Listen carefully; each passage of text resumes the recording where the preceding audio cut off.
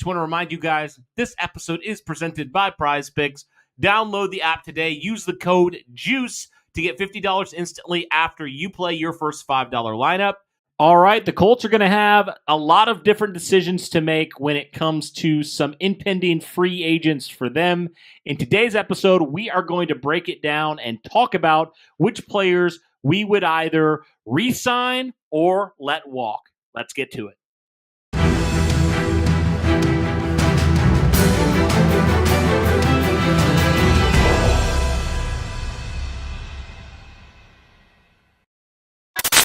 All right, we are back. What is going on, Colts Nation? Welcome back to another episode of Bring the Juice. Of course, your guys, Cody and Derek, back with another one, guys. Like I said at the top, guys, the Indianapolis Colts are going to have some interesting decisions coming up with their free agents, with their unrestricted free agents, and also their restricted free agents. So a lot of unrestricted guys, a few restricted guys, actually only 3 restricted free agents the Colts will have to make a decision on. So we're going to talk about all of that here, Derek, but definitely a pretty big list, Derek. Now, I will say from where it was in 2024, not as extensive when you look at it. Like, there's not the one guy necessarily that you look at and say 100% this is for example, Michael Pittman Jr. last year, where you need to re-sign this guy. He needs to be one of your top priorities. Like, we look at this, yes, there's some players that I definitely would consider re-signing, but I think when you look at it as a whole, there's not like a core guy necessarily that you're looking at here, that you might have to re-sign if you're the Indianapolis Colts. So real quick, Derek, what is kind of your impressions here of this free agent class for the Colts? And definitely some interesting conversations that I'm sure are already happening that the Colts are going to have to make some potentially interesting decisions coming up. Well, the good thing is the majority of this group, you're not going to be spending a ton of money, in particular, like what you said for last season, right? You knew you were re-signing Pittman. That was going to cost a pretty penny because he has shown production at the wide receiver position, and the wide receiver position has become a pretty big-sized market. We talked about Grover Stewart needing re-signed, defensive tackle. That market's getting bigger. Kenny Moore needed re-signed, so that one wasn't going to be cheap. So you knew going into it, you might have been spending about $40 million potentially just on these 3 players. And going into this, I mean, Cody, in all honesty, you probably wouldn't even spend that much money on this entire group, no matter which way you slice it here. I think that there's a lot of different ways that Ballard can, retain a couple of these guys that you feel are very important. But at the same time, you be able to get some good deals from some of these players. And you're right, there's going to be a lot more decision-making that needs to be done for a lot of these contracts. Because, like you said, there is not one specific bona fide person that you're like, yes, that guy 100% we need to bring back. There isn't one, which is crazy. And that might, mean the fact that, hey, kind of sad that you can't really look at any of these guys and be like, oh, this guy is like a deal breaker for the team if we don't get him. That might mean something about this group. But yeah, we'll definitely get into it here. Yeah, and I kind of had the list, and shout out to Jake Arthur. He put this together. So he did the heavy lifting when it came to this, but shout out to him. He ordered all of the players in terms of their snaps from a season ago. So that's definitely helpful to kind of understand, okay, who were some of the guys who were on the field a lot for the Colts versus guys who weren't on the field a lot. So with that being said, let's kind of dive into it, Derek. Let's start with the guy who was on the field for the most for the Indianapolis Colts in 2024. And ironically enough, Derek, a guy who played through a pretty serious injury. Of course, talking about Julian Blackman, who obviously was a free agent a year ago as well. Colts had to make a decision. They opted to re-sign him on a 1-year prove-it type of deal. And Derek, while I would say Julian Blackman definitely has had his good moments with the Indianapolis Colts, and I want to shout him out because playing through an injury, I mean, that tells you something right there. But it wasn't a great season for Julian Blackman when you look at just him overall as a player. I mean, he had a couple moments, but definitely was a far cry from what you saw to him even in 2023, 2024, that season. Definitely felt like a step back, and obviously had to be a guy that played more that free safety. He made the transition to strong safety. Then with Nick Cross moving to strong safety, he had to go back to free safety, and just feels like he definitely has played better at strong safety. Didn't have a great season. There was a lot of missed tackles. There were some blown coverages, stuff like that. So what was your take on Julian Blackman's 2024 season? And would he be a guy that you would say I would want to re-sign, or I potentially would like to maybe let him go, let him walk, and try to, upgrade that position? Yeah, I mean, this is a tough one for me because I really liked Julian Blackman. I felt like this year, it just felt like he took maybe even like a step back when it came to like consistency wise. I mean, obviously the production is still there. Amazingly enough, Cody, I mean, he did play his most games of his entire career in a season this year. He did play in 16 of the 17 games. So for the most part was very much healthy this year, despite the fact that he was playing through a pretty significant injury through the majority of the season, still was out there for 95% of the games, which you're right, I can applaud for. Felt like there was just a lot of missed tackles. Sometimes he was just out of place on occasion, but I can understand that, just for the defense in general, it was just not a great situation for the majority of the defense throughout the year. But I mean, ultimately, Cody, when we talk about whether or not a guy like Julian Blackman is going to get re-signed, Cody, I mean, why did Chris Ballard bring him back on only a 1-year deal, right? Can you, be available, and can you, play and be reliant upon for our defense? And, despite some of his flaws, he was available. we can't overlook that. So as far as like someone that Ballard, I could assume, will most likely try to, bring back, I mean, I would see him trying to bring Julian back on a relatively decent deal. I don't see him he's not resetting the safety market. That's not happening, but definitely probably going to be something more than a 1-year deal on $6.5 million, if indeed that's what Julian Blackman wants to settle for. Yeah, I'm kind of torn on it because, on one hand, he's a guy that you drafted and have developed, and he's had some nice moments, but really did have a disappointing 2024. But you do kind of wonder, like, how much of that was the injury, how much of that was the system, all this kind of stuff. But, I mean, regardless of that, Julian Blackman is a guy that, I know he played through that injury, and credit to him. But when you look at his career and his first, number of seasons, first 4 seasons, I suppose, with the Indianapolis Colts, Derek, I think you can look at this and say, more likely than not, he is going to miss a couple games. Like, he's going to have some sort of injury. It's kind of been a thing with him, whether it's the major injury, whether it's a minor injury, or whether he's playing through a pretty significant injury. And so I kind of look at that and I say, for me, it kind of depends. Like, I'm kind of with you. I'm kind of in the middle. Like, I guess it really depends on what kind of deal. Like, if it's another prove it deal and he's not guaranteed a spot, because if he's guaranteed a spot, I'm like, why? Like, you can upgrade. So if it's something similar, to some of those other deals where you brought guys back, but you kind of have like, they're on your roster, but you're not a guy that you're banking on necessarily to be a long-term solution at that position. So even if you re-signed him, I think this is why when we're looking at the positions of need, we put safety very high, because I truly believe that you need a legitimate free safety that, number one, can stay healthy, and number two, can play at a high level. And there's some guys in this draft that have that potential to do that. And there's even some guys in free agency that could do plan. That. So you got to have a plan for it. You do. You cannot put all your eggs in the Julian Blackman basket to be the long-term piece at free safety, right? Because either he's injured or he hasn't played super well in certain times.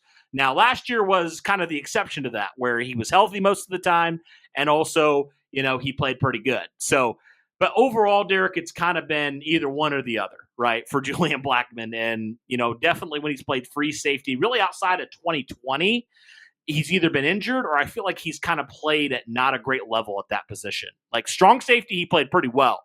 Free safety, he wasn't as good, and he hasn't been as good when he's played there as the starter all season. So, yeah, Right. if you do bring him back, I would say it's a prove it type of deal, but I'm definitely adding some serious competition in there for him.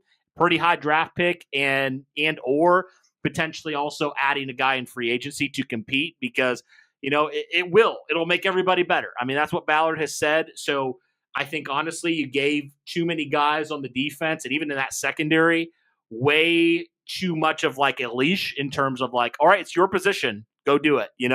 Like you need to truly add. And Ballard has said as much, and we'll see if his actions line up with that.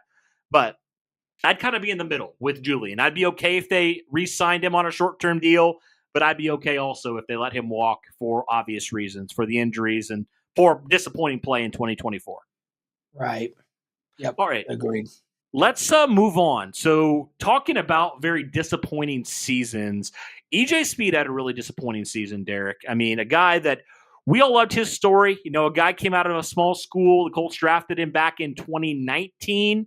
And somebody that you thought, okay, he's going to start out on the special teams and eventually he could become a full-time starter. And, when stuff started to happen with the injuries, different players moving on, then it gave EJ Speed an opportunity last year.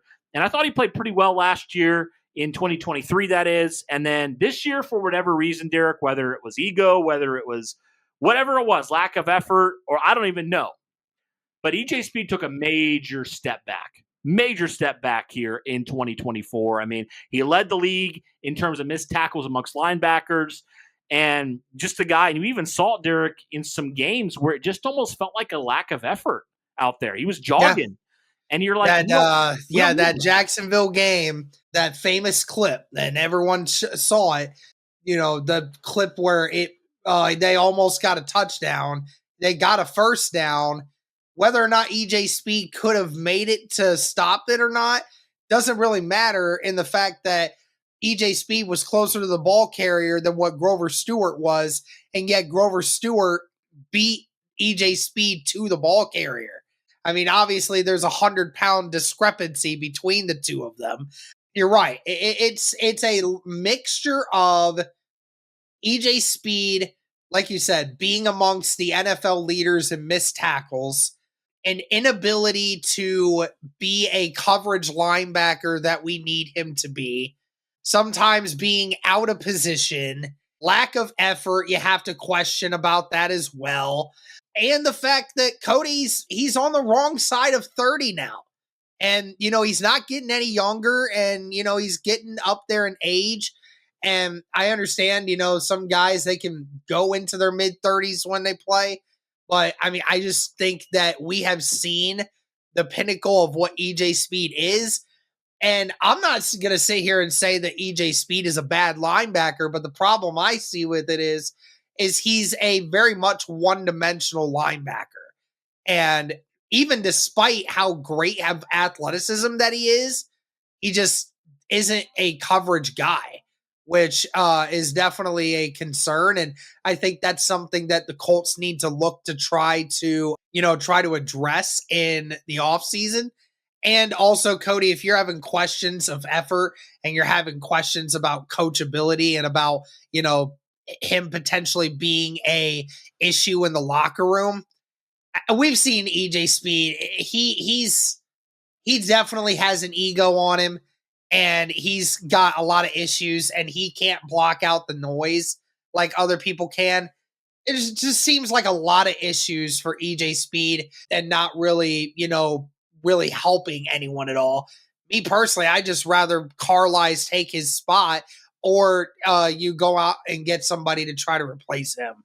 Yeah, I mean, you already have a linebacker on your roster, Derek, that you're paying good money to that is a very one-dimensional linebacker, right?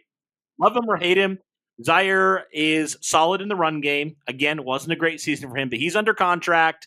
and we know what he can do, and we know his limitations. So to have two linebackers that can't cover, you can't afford to do that. Two starters out there. So you're absolutely right. You got to have a guy that you bring in that truly can cover the middle. I mean, how many times, Derek, it felt like routine that teams would attack the Colts over the middle, and the linebackers either, number one, weren't putting their full effort, and number two, just could not cover to save their lives. It was getting ridiculous at some points, and clearly they couldn't tackle either. It was bad. It was just really, really poor. So, yeah, I think you got to move on from him, Derek. Like you said, he's getting older, and frankly, if you're wanting to, change, the mindset on that side of the ball, I don't think you reward players like EJ Speed. I don't think you do. So, yeah. Moving ahead, I think that's the one we're probably the most, and I think fans would be as well. That's the most clear cut. Like, yeah, I'm not of the guys that play significant snaps that I think we're like, no, I'm good. You can get better. You can be better. You can get a better player. True. You can. All right.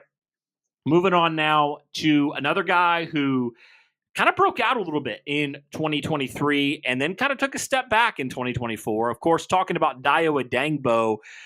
Derek, a guy that I thought personally was going to have a big breakout year this year and kind of disappointed in a lot of ways. And, similar to EJ, he's got the physical tools that you need, right? He's got everything that you need from, size, length, all that kind of stuff.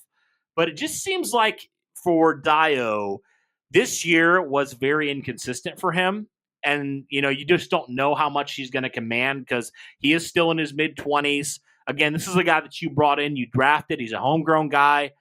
But I don't know, Derek. When it comes to him, I don't know how you feel about it, but I'm torn when it comes to Dayo Odeyingbo because you can't ignore the talent, but you also can't ignore the inconsistencies that he's displayed in 2024. So I don't know. What are your thoughts on Dayo Odeyingbo? Where do you stand on him and his potential coming back to Indy?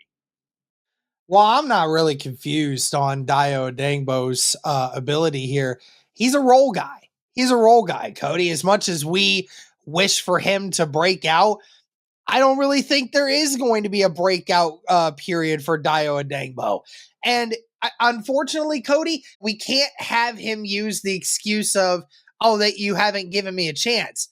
There's been lots of opportunities for Dayo Odeyingbo to break out and become like the next great thing for the Indianapolis Colts. And he just hasn't been.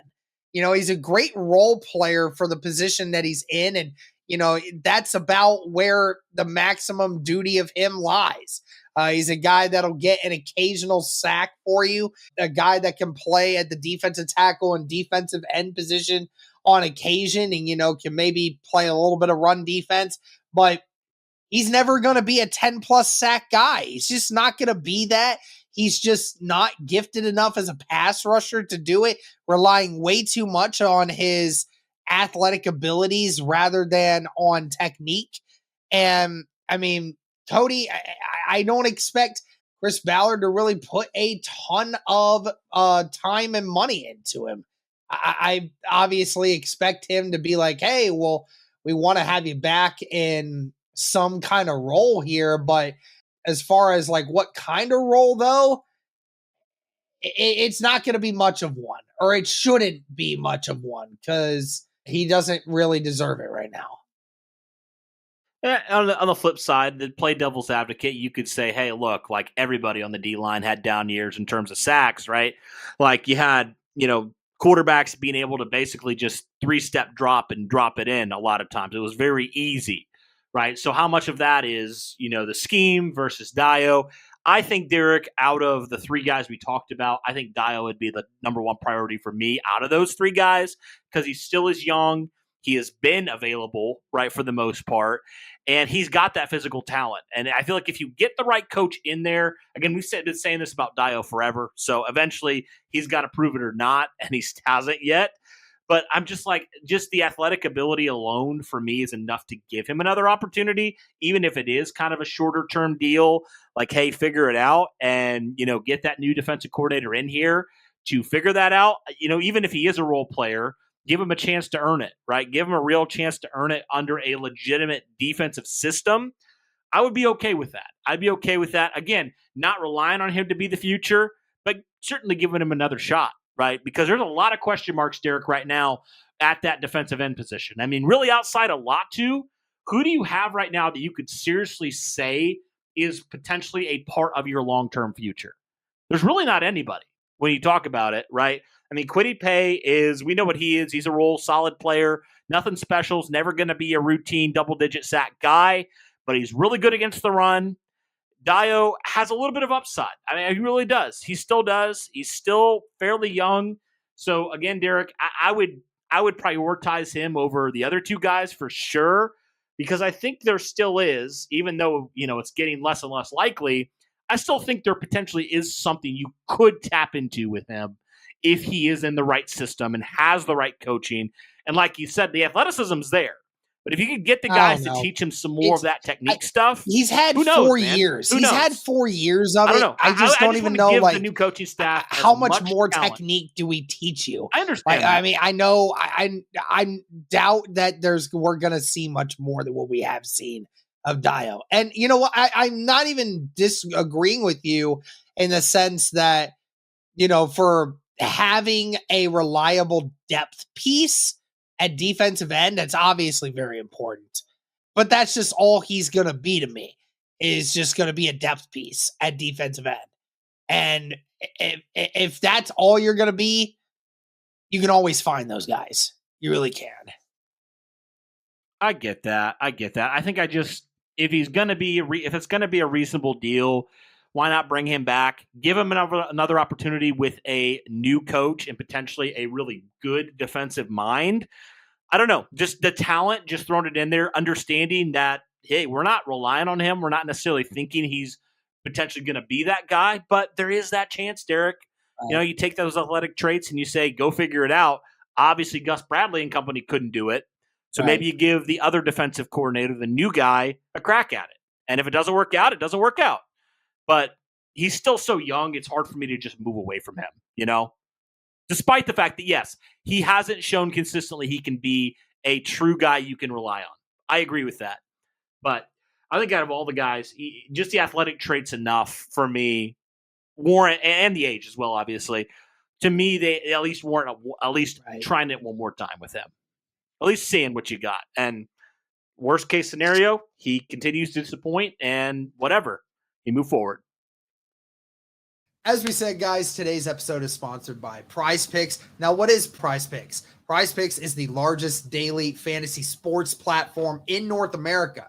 Instead of battling against thousands of other players across platforms, you're basically picking 2 to 6 player stat projections, and you're choosing more or less on those stat projections to be able to watch those winnings roll in. It's very easy. Do you guys want to play along at some of PrizePicks' favorite players like rapper Meek Mill and UFC fighter Sugar Sean O'Malley? Well, if you guys sign up today, you can find the community plays under the promos tab of the app to view the entries of some of the biggest names on the platform and be a part of that as well. You can now win up to 100 times your money on PrizePicks with as little as 4 correct picks. You can turn $10 into $1,000 just like that with NBA, NHL, and college basketball entries today on PrizePicks, America's #1 fantasy sports app. Like a lot of other things, guys, they also offer injury insurance, so your entries stay in play even if one of your players gets injured. So if someone exits the game in the first half and does not return in the second, that player projection won't count against you and the rest of your entry stays live. So it's great bounce back for that one. What I love about the app as well, guys, is it's not just sports like NBA, NHL, football, and tennis, and baseball, and all these other things, but there's also a lot of others that go into it as well. If you like to place entries on video game situations like Call of Duty, CS2, Apex, if that's something that appeals to you, there's a wide variety of sports and video games and everything else that you can place entries on. And I love how expansive it is.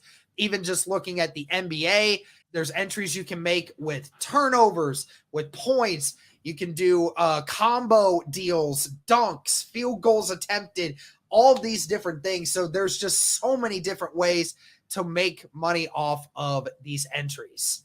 Be sure to download the app today and use the code JUICE to get $50 instantly after you play your first $5 lineup. All right, let's continue on. So I'm going to throw out a caveat here, Derek, real quick, because this guy got hurt early in the season, and I just want to bring him into this conversation. Talking about Will Fries, Derek, a guy that, despite looking at some of the guys that did disappoint, Will Fries is a guy that definitely did not. Every single season he has gotten better with the Indianapolis Colts. Now, unfortunately, he dealt with that injury, that leg in October, and he was forced to miss the year.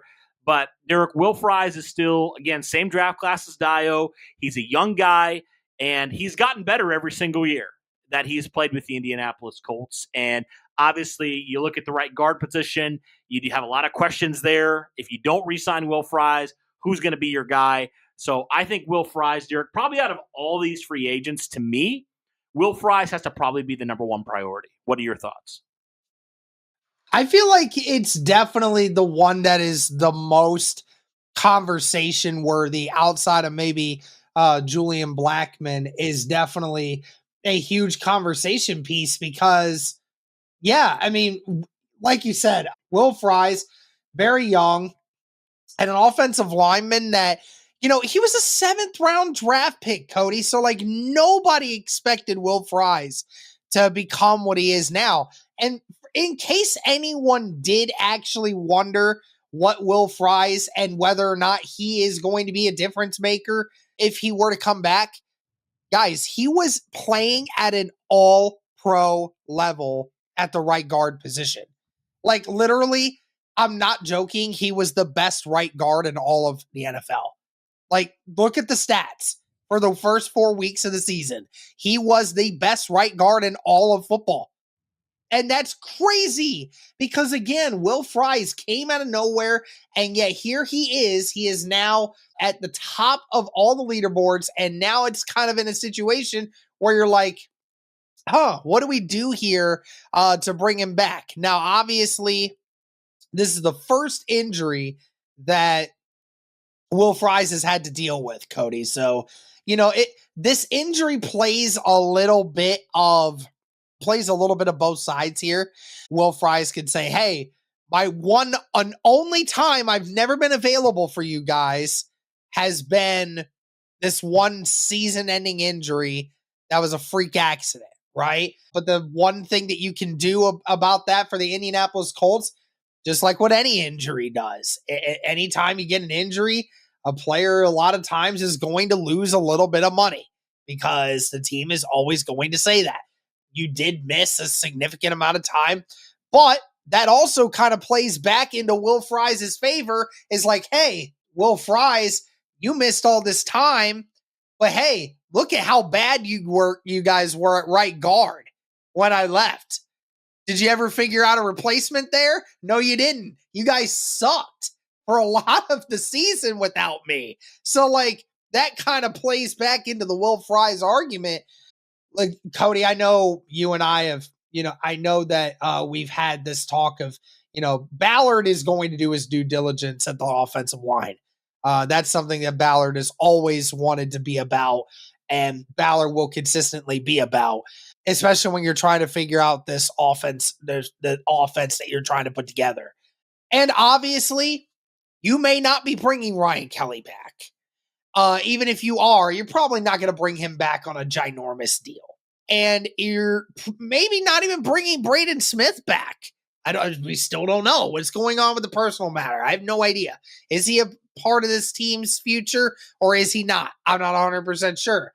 But if you're going to be missing 2 of your offensive linemen, Cody, from Ryan Kelly to Braden Smith potentially, then you can afford to allocate some of those funds to Will Fries to ensure that you have some kind of anchor in that right side of that offensive line.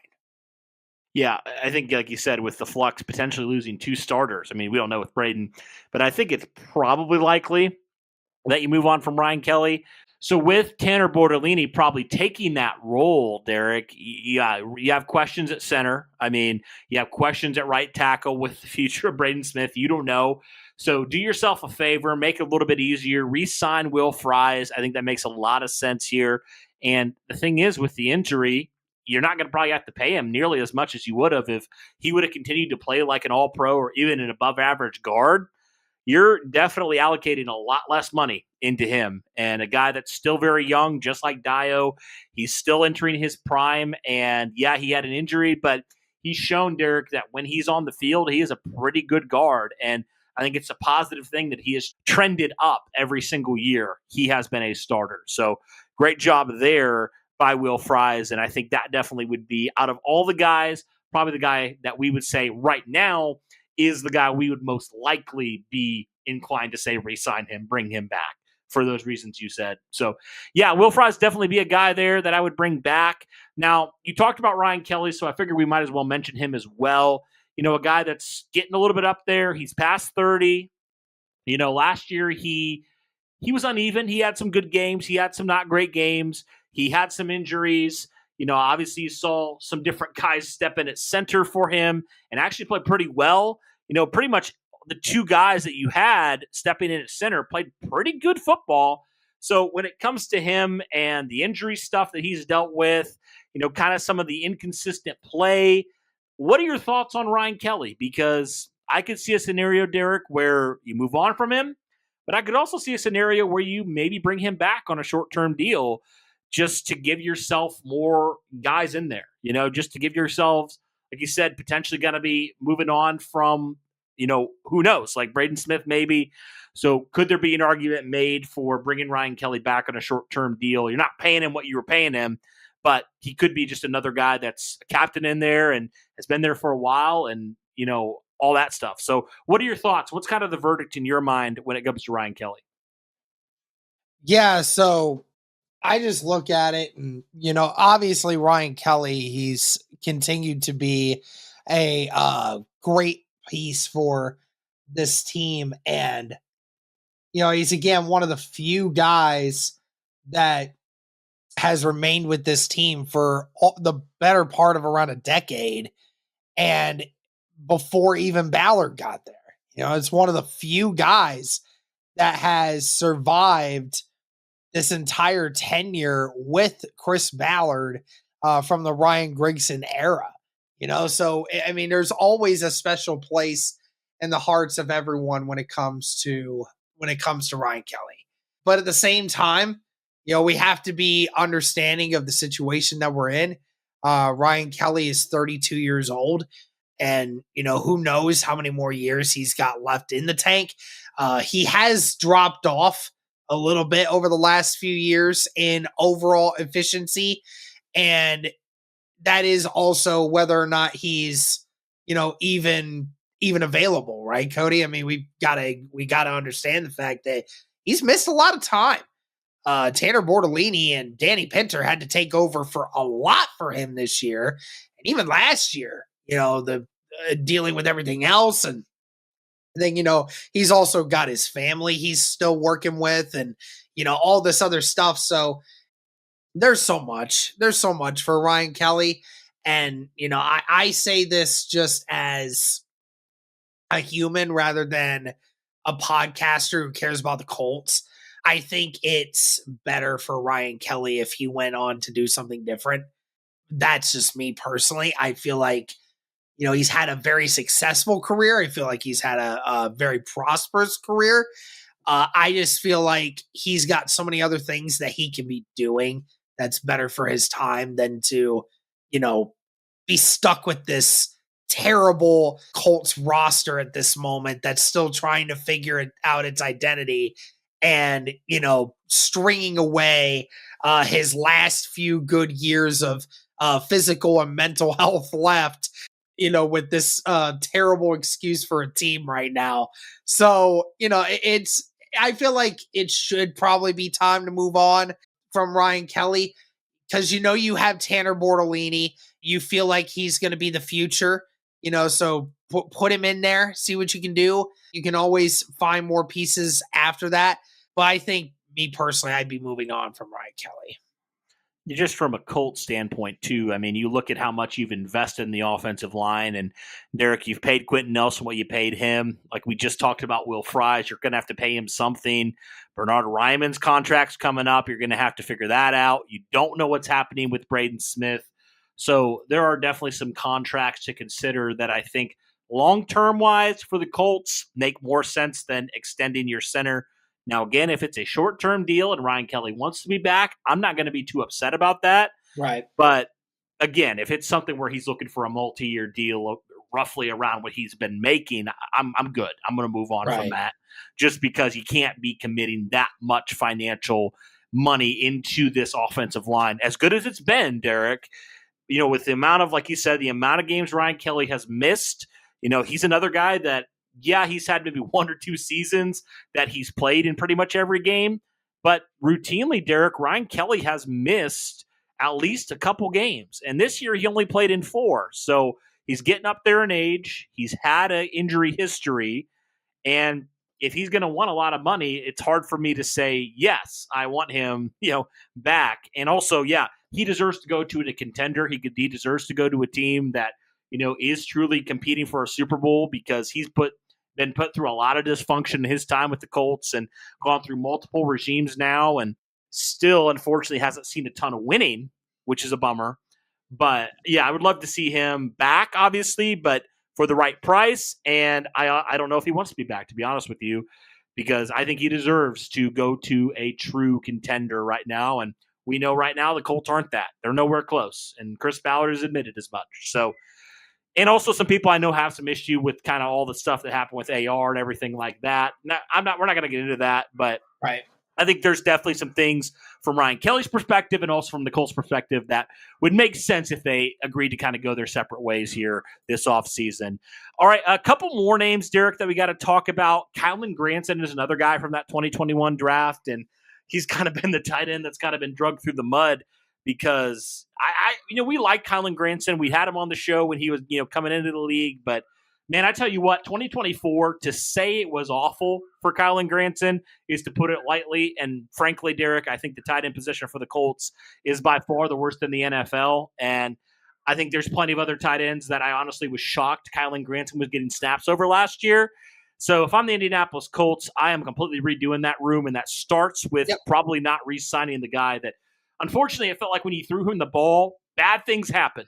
Bad things happened, whether it was drop passes, wrong routes, interceptions, first game of the season, falls down, causes an interception in the red zone.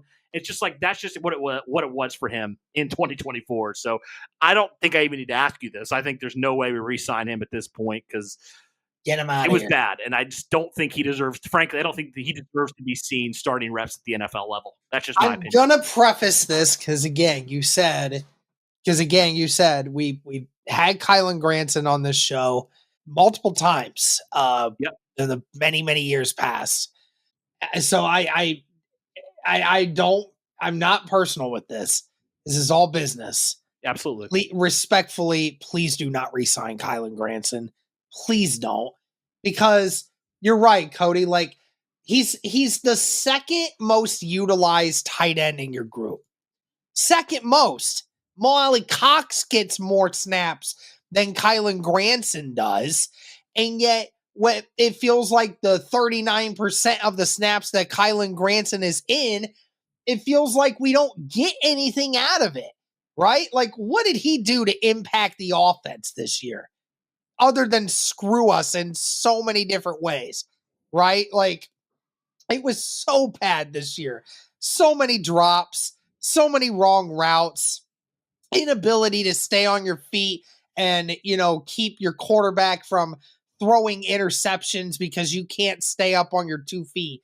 It was just so bad this year for Kylen Granson. And, the room was his to dictate, Cody, because Mo Alley-Cox is nothing in the offensive game. He is a blocking only tight end. And Will Mallory gets no snaps. Drew Ogletree was losing a bunch of snaps this year. And yet you were never able to take that reign and run with it. You never were able to. It felt like every time we were throwing you the football, something bad happened, like you said. So, like you said, I am fully on board with Ballard practically just getting rid of almost everyone in that group, and just revamping the entire thing. Like, because that tight end room needs a lot of work, and you bringing back Kylan Granson is not going to help anything. No, not really. And I think if there was a tight end I'd bring back, potentially, again, it all depends on money. I mean, Mo's been in this system for a long time. Again, knowing that he's not, and preferably in this way, he doesn't hardly touch the field except for on, obvious running downs and stuff like that. Because I do think he's got the frame to be a really good run blocker. Yeah. So when it comes to Mo, I think I'd re-sign him on a short-term deal. But again, Derek, if he's going out there looking for some money, I think you let him walk. You clearly don't would love him. to get Mo on a 2-year deal for like $4.5 million. Real cheap. Yeah. I mean, it's just something like that. That's fine. Because you're only using him for his run blocking. Yeah. He has nothing offensively to help you other than run block. He's a good tight end 3, in my opinion. Yes, he should be tight end 3. The role that he was in 2018, I think, is like the perfect role for him, where he's behind Eric Ebron, he's behind Jack Doyle, he's kind of that third guy that comes in. I think that's the perfect role for him. I think it was a mistake to give him a bigger role. Again, he hasn't been bad. I mean, he's been crazy enough. He's been the best tight end you've had this year. So he hasn't been that bad, but he's nothing spectacular. You know what he is. He's older. Not worth the money that you were paying him originally. That's absolutely not. So you sign him to a short-term deal. I'm fine with that. And knowing that he's not going to really touch the field a lot, he's going to be that third tight end, if you will, in a lot of ways. So, yeah, I'd be all right with that when it comes to that. But, Derek, when you kind of look at some of these other guys, let's just kind of do rapid fire here. That's what I was going to say. Like there's some guys. Yeah, let's kind of go with I'll go down the list, and then you say yes or no, and then we'll each give 30 seconds as to why yes or no. Okay. Joe Flacco. No. Yeah. Do we need to even say anymore? Real competition. That's why. Yeah, real competition. Mark Lewinsky. Yes. Needed competition. Yep. I think that would be good. You could get him on a decent deal, and he'd be a great depth piece for the right guard spot. I'm good with it. Taven Bryan. No.